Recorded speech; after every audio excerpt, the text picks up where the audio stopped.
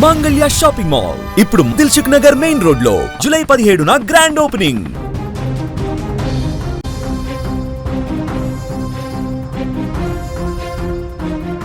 చైనాలో ప్రకృతి ప్రళయం సృష్టిస్తోంది. అక్కడ రిజర్వాయర్ కూలిపోయినటువంటి ఘటనలో అనేక మంది ప్రాణాలు కోల్పోయారు.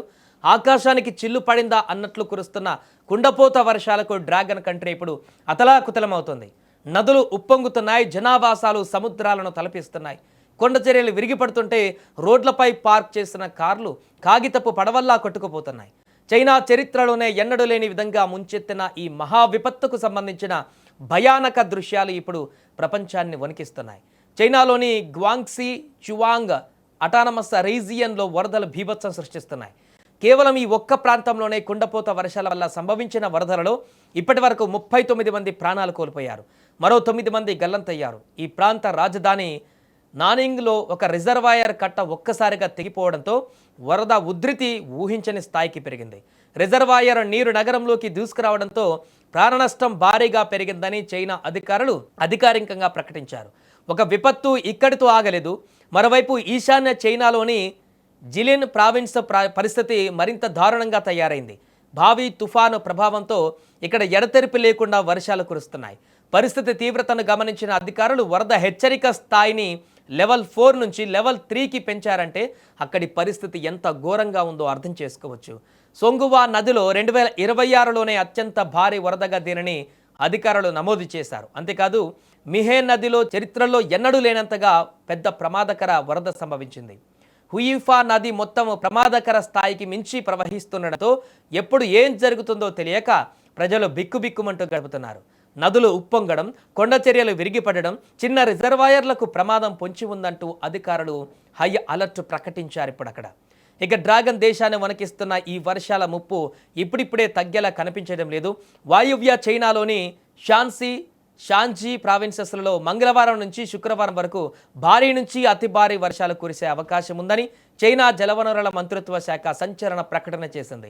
చైనాకు జీవనాడి అయిన ప్రసిద్ధ ఎల్లో నదితో పాటు దాని ఉపనదులైన వై, ఫైన్, కిన్ నదులతో నీటి మట్టాలు ప్రమాదకరంగా పెరిగే అవకాశం ఉందని అంచనా వేస్తున్నారు. దీంతో రిజర్వాయర్ల భద్రతను పటిష్టం చేయాలని, ముందస్తు హెచ్చరికలతో ప్రజలను సురక్షిత ప్రాంతాలకు తరలించాలని అధికారులు రంగంలోకి దిగారు. ప్రకృతి ఆగ్రహానికి చైనాలోని నగరాలే నీట మునుగుతున్నాయి. వందలాది ఇళ్లు కొట్టుకుపోగా వేల మంది నిరాశ్రయులయ్యారు. రాబోయే కొన్ని రోజులు చైనాకు అత్యంత కీలకంగా మారనున్నాయి. మరి మహా విపత్తు నుంచి చైనా ఎలా కోలుకుంటుందో అనేది చూడాలి. ఇప్పటికే గల్లంతైనటువంటి వారి ఆచూకీ కూడా ఎప్పుడు లభిస్తుందో అనేది కూడా వెతకాలి. ఇప్పటికే అక్కడ సహాయక చర్యలు కూడా ముమ్మరం చేస్తున్నారు. రిజర్వాయర్ కూలిపోయినటువంటి ఘటనలో అక్కడ గల్లంతైనటువంటి సంఖ్య మరింత ఎక్కువగా ఉన్నట్టుగా తెలుస్తుంది. ఈ వరదలన్నీ కూడా క్రమంగా తగ్గుముఖం పట్టిన తర్వాత అసలు మొత్తం ఎంతమంది గల్లంతయ్యారు, ఎంతమంది అక్కడ మరణించారో తెలుసుకునేటువంటి అవకాశం కూడా కనిపిస్తుంది. ఇప్పుడైతే అక్కడ భీకరమైనటువంటి వరదల ఉధృతితో నగరం మొత్తం కూడా పూర్తిగా నీటిలో మునిగిపోయినటువంటి భయానక దృశ్యాలు ఇప్పుడు అక్కడ కనిపిస్తున్నాయి. ఒకసారి మన విజువల్స్లో చాలా స్పష్టంగా చూడవచ్చు ఎంత దారుణమైనటువంటి పరిస్థితులు అక్కడ కనిపిస్తున్నాయో. ఇల్లులు మొత్తం కూడా మునిగిపోయాయి, పై కప్పులు కూడా మునిగిపోయాయి, రోడ్లన్నీ కూడా నదులుగా ప్రవహిస్తున్నటువంటి పరిస్థితి. ఎక్కడ చూసినా ఈ భయానకమైనటువంటి దృశ్యాలు కనిపిస్తున్న నేపథ్యంలో అక్కడ ఉన్నటువంటి ప్రజలందరినీ కూడా భయాందోళనకు గురి చేసింది. రిజర్వాయర్ చూడండి ఏ రకంగా అక్కడ కోతకు గురైందో.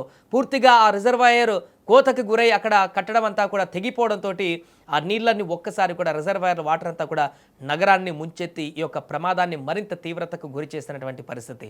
ఇప్పటి వరకు అందుతున్న సమాచారం 39 అని చెప్తున్నారు. కానీ అక్కడ చాలామంది ప్రజలు మృతి చెంది ఉంటారు. గల్లంతైనటువంటి వారి ఆచూకీ కూడా తెలియట్లేదు. కాబట్టి వారందరి ఆచూకీ తెలిస్తే ఇది వందల సంఖ్యలో జరిగినటువంటి మరణాల ప్రమాద ఘటనగా మారేటువంటి అవకాశం ఉన్నట్టుగా చెప్తున్నారు. ఏదేమైనా చైనాలో గత కొద్ది రోజుల నుంచి కురుస్తున్నటువంటి భారీ వర్షాలకు ఇది దాని యొక్క తీవ్రతకు అద్దం పట్టేటువంటి ఘటన. ఇంకా వారం రోజుల పాటు భారీ స్థాయిలో వర్షాలు ఉన్నాయంటూ చెప్తున్నటువంటి హెచ్చరికల నేపథ్యంలో రాబోయే రోజుల్లో అక్కడ ఇంకా ఎలాంటి దారుణమైనటువంటి పరిస్థితులు చూడవలసి వస్తుందేమో అనేది అక్కడ ప్రజల్లో తీవ్రమైనటువంటి భయాందోళన కలిగిస్తోంది.